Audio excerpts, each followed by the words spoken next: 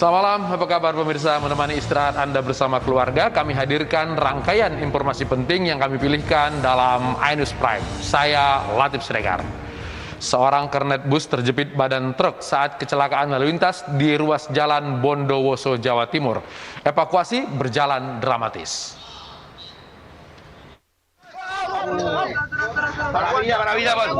Evakuasi korban kecelakaan mobil di Jalan Raya Suger, Kecamatan Jelbuk, Jember, Jawa Tengah berlangsung dramatis. Kernet mobil minibus terjepit badan mobil yang ringsek. Usai berjibaku lebih dari 1 jam, kernet akhirnya berhasil dikeluarkan dan langsung dibawa ke Rumah Sakit Subandi, Jember. Kejadian bermula saat mobil jenis minibus yang melaju dari arah Bondowoso melewati jalan menikung. Tiba-tiba pengemudi tidak bisa mengendalikan kendaraannya sehingga bertabrakan dengan mobil pick-up terbuka dari arah berlawanan. Diduga supir mengantuk menjadi penyebab kecelakaan. Utara dari Bondowoso, koldesennya dari arah Jember, terus segitu itu supirnya koldesen itu turun. Kok bisa gini dek? Saya ngantuk pak. Oh gitu. Iya, memang ngakui kalau ngantuk dia. Kasus kecelakaan ini kini ditangani jajaran Polantas Resort Jember. Penceramah kontroversial Yahya Waloni dibekuk tim Bareskrim Mabes Polri sore tadi. Penangkapan Yahya Waloni diduga berkaitan dengan laporan komunitas masyarakat cinta pluralisme terkait penistaan agama. Yahya Waloni terancam pasal 11 terkait Undang-Undang ITE. Sebelumnya, penangkapan Yahya Waloni juga digaungkan warganet menyusul dengan diciduknya Muhammad KC dengan kasus yang sama, penistaan agama.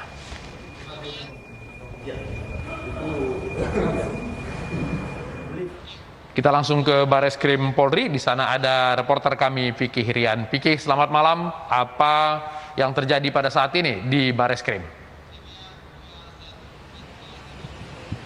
Ya, selamat malam Latif dan juga pemirsa. Memang saat ini penyidik dari Bareskrim Polri ini masih melakukan pemeriksaan terhadap Yahya Waloni, penceramah yang memang sore tadi ini ditangkap di kediamannya di kawasan Cibubur, Jakarta Timur. Memang tadi Yahya ini tiba di Bareskrim Polri sekitar pukul 6:30 malam dan kami para awak media memang masih terus menunggu keterangan resmi dari Bareskrim Polri karena memang sejauh ini belum ada keterangan resmi yang disampaikan pihak kepolisian. Dan tadi kami juga sempat bertanya kepada Yahya terkait penangkapan dirinya, namun tidak ada sepatah kata pun yang memang disampaikan oleh Yahya dan ia langsung masuk ke dalam ruang Bareskrim Polri ini untuk dilakukan pemeriksaan lebih lanjut. Latif. Vicky, apa kasus yang menjerat Yahya Waloni ini?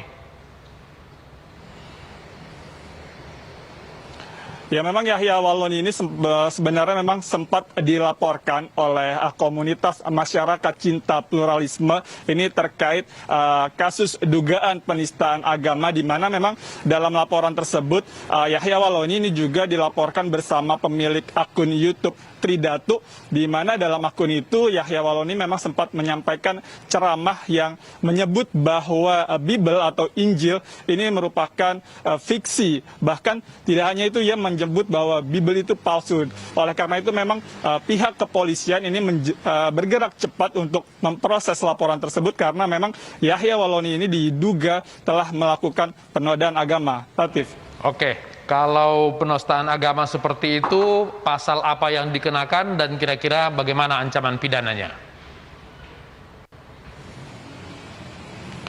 Ya, jika kita melihat pada kasus-kasus sebelumnya, biasanya pihak kepolisian ini akan menjerat tersangka dengan pasal berlapis, di mana memang tersangka ini melanggar undang-undang tentang informasi transaksi elektronik dan juga pasal mengenai penodaan agama dengan ancaman hukuman sekitar 6 tahun penjara. Latif.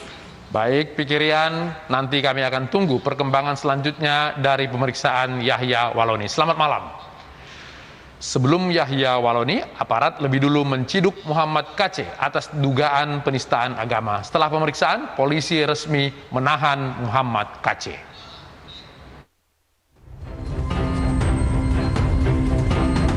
YouTuber Muhammad KC tiba di gedung Mabes Polri Rabu sore kemarin. KC ditangkap di tempat persembunyiannya di kawasan Banjar Untal, Kabupaten Badung, Bali, usai pernyataannya di media sosial menjadi sorotan publik. Saat ini KC telah resmi ditetapkan sebagai tersangka dalam kasus dugaan penistaan agama. Sejumlah alat bukti diantaranya konten video ceramah serta keterangan saksi menjadi bekal pemeriksaan KC.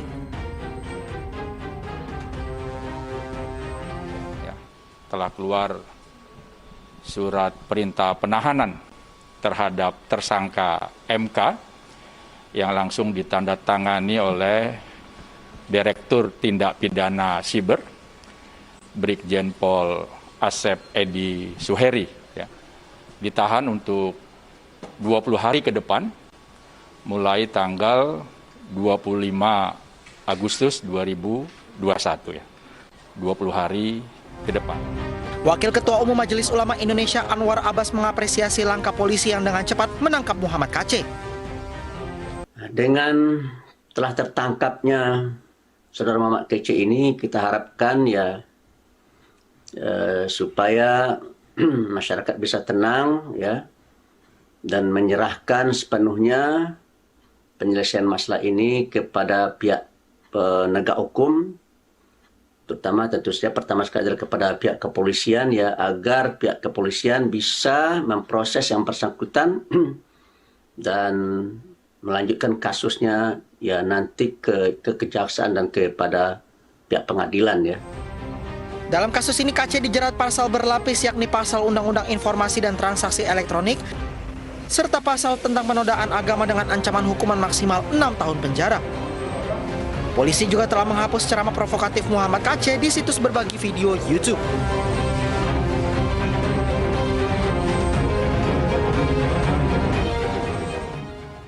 Menghindar dari jalur yang longsor, truk semen di Merangin, Jambi terguling dan masuk jurang sedalam 25 meter. Berita tersebut menjadi satu dari 5 berita pilihan kita hari ini.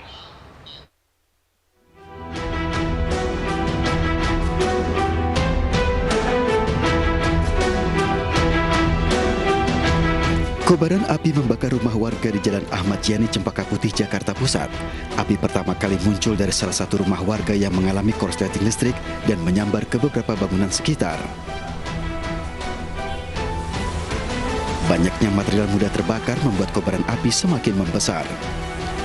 Untuk memadamkan api, petugas Sudin Penanggulangan Kebakaran dan Penyelamatan mengerahkan 11 unit mobil pemadam ke lokasi. Seorang warga pingsan saat mengetahui rumahnya ludes terbakar. Api berhasil padam selama 1 jam kemudian.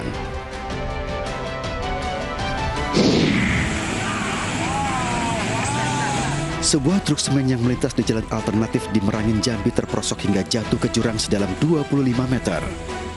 Sopir truk alami luka-luka saat truk yang dikendarainya masuk ke jurang.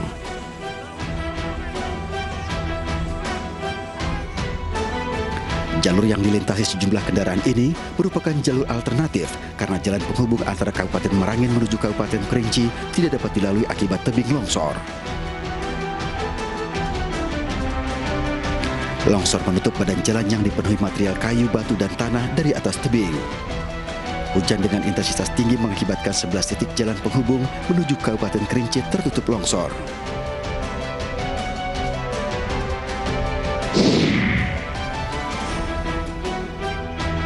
Tanpa memperhatikan protokol kesehatan, ribuan warga Kecamatan Makale, Tanah Toraja berkerumun menyaksikan pesta adat Rambu Solo. Warga berkumpul menyaksikan sabung ayam yang diduga digelar seorang pejabat Satgas COVID-19 Tanah Toraja. Dalam video yang tersebar di media sosial dan warga setempat, warga berkerumun tanpa jaga jarak tanpa menggunakan masker.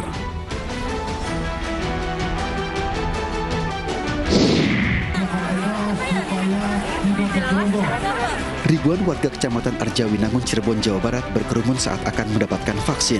Tanpa memperhatikan jaga jarak, warga memadati gelanggang olahraga Arjawinangun sejak pagi hari. Untuk menghindari kerumunan, personel TNI mengurai warga yang antre. Vaksinasi massal yang digelar Pangdam Siliwangi bersama salah satu partai politik menyediakan 1.000 dosis vaksin untuk warga Arjawinangun, Cirebon. Selain memberikan vaksin, bantuan sembako juga diberikan dengan mendatangi rumah warga.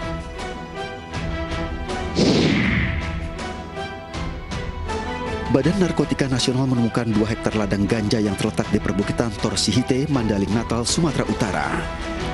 Di lokasi petugas memusnahkan 12.000 batang ganja yang ditanam selama 3 bulan.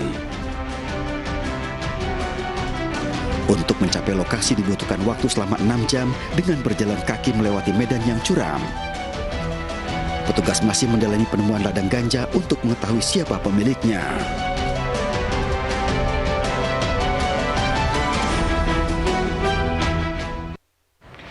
Di saat rakyat dan tenaga kesehatan berjibaku untuk mendapatkan vaksin, sejumlah pejabat publik justru mengaku sudah mendapatkan vaksin ketiga. iNews Prime akan membahasnya bersama peneliti lapor COVID dan Wakil Bupati Toraja Utara. Selengkapnya di iNews Prime.